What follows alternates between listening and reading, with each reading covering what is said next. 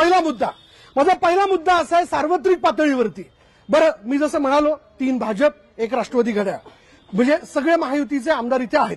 नाशिक शहरापुरता बोलायचं झालं तर थेट माझा पहिला प्रश्न तुम्हाला नेते बोला, प्रवक्ता म्हणून तुमचं काय उत्तर आहे की आज महायुतीत असताना चला भाजपच्या 3 आमदारांची तळी तुम्ही उचलणार आहात, त्यांच्याबद्दल विकासाबद्दल बोलणार आहात, पण नाशिक रोड देवळाली तिथे देखील विकास झालाय का? तुमच्या 3 आमदारांनी विकास केलाय का? विकासाचं कुठलं मॉडेल त्यांनी त्यांच्या मतदारसंघात किंवा नाशिक शहरातल्या जनतेसाठी आणलं जेणेकरून मतदारांना फायदा झाला आणि तुम्ही मतं मागताय? बोला.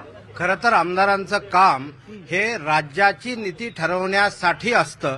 एका पर्टिक्युलर मतदारसंघात त्यांचा विकास निधीचा वापर करणे हा एक भाग झाला, परंतु संपूर्ण महाराष्ट्राच्या विकासाला पाठिंबा देण्याचं काम हे 288 आमदार, जर सत्तेतले म्हटलं तर 145 प्लस आमदार हे त्या ठिकाणी करत असतात.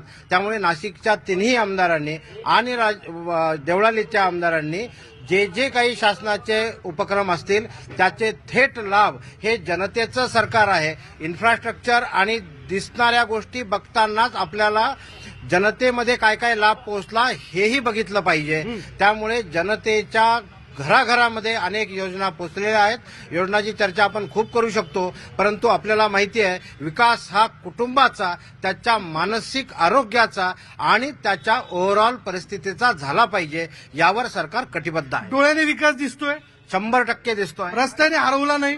रस्त्यांची कामं ही आता 70 वर्षापासून आपण रस्त्याची बोंब ही पाहतोच आहे. त्यामुळे हा सरकार तो सरकार हे काय बदल करता येणार नाही. आरोग्य, शिक्षण, आरोग्यात तर इतकी प्रचंड प्रगती आहे. आरोग्यात इतकी प्रचंड प्रगती आहे.